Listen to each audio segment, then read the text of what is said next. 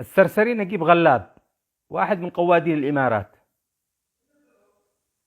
بتويتر ليل بنهار سبوب فوق تعز وأبناء تعز، وبألفاظ سوقية تعبر عن أصلك النجس.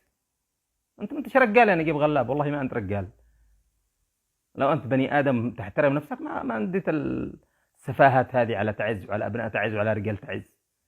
تعز أرجل من أبوك يا نجيب غلاب. أنت اللي قاس فنادق الإمارات تعك شرفك وعرضك. دراهم إماراتية تحولت له كلب ينبح على الشرعية وينبح على تعز وينبح على الأحرار وينبح.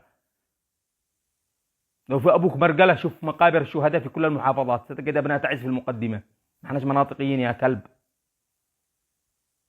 وجالس تعتذر للحوثيين، عملك منشور تعتذر للحوثيين بعد ما قال لك أدبك على تعز وعلى رجال تعز. بعد احنا نقول ليش الإعلام اليمني ضعيف؟ الإعلام ضعيف لأنه وكلاء الوزارات من هؤلاء القمامات، نجيب غلاب وأشكاله. دراهم إماراتية تحول لمناطقي قذر يقل أدبه على تعز وعلى الجيش وعلى الشرعية وعلى الرئيس وعلى ما أخلي أحد، ومحسوب وكيل وزارة. تصوروا مش كوباس. هل تعلم أنه قد كان في من قدمه مرشح وزير إعلام؟ تصوروا هذا الخائن المرتزق القواد الإماراتي نجيب غلاب السفيه اللي ما خلي يعني محافظة ولا خلي شريف ولا خلي جيش ولا خلي حزب وطني ولا إلا وتكلم عليه، مجند لسانه الوسخ القذر يلعن أبو الدرهم الإماراتي كيف أسقط الرجال وحولكم إلى نعاج. المهم أقول لك أنا أجيب غلاب، أهل تعز ورجال تعز أشرف من أبوك يا ابن السوق.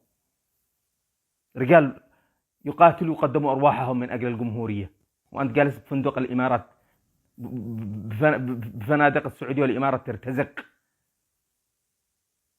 ومن قناة لا قناة مثل الكلب تنبح على اليمن وعلى رجال اليمن. العيب مش عليك، العيب على من أبقاك وكيل وزارة، والعيب على كل من يدعمك.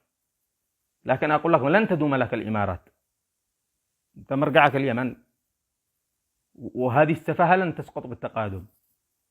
سنقرقر أبوك إلى المحاكم وسنجمع كل سفاهاتك طال الزمن أو قصر، لأن أنت وأمثالك من السفهاء مكانكم المحاكم.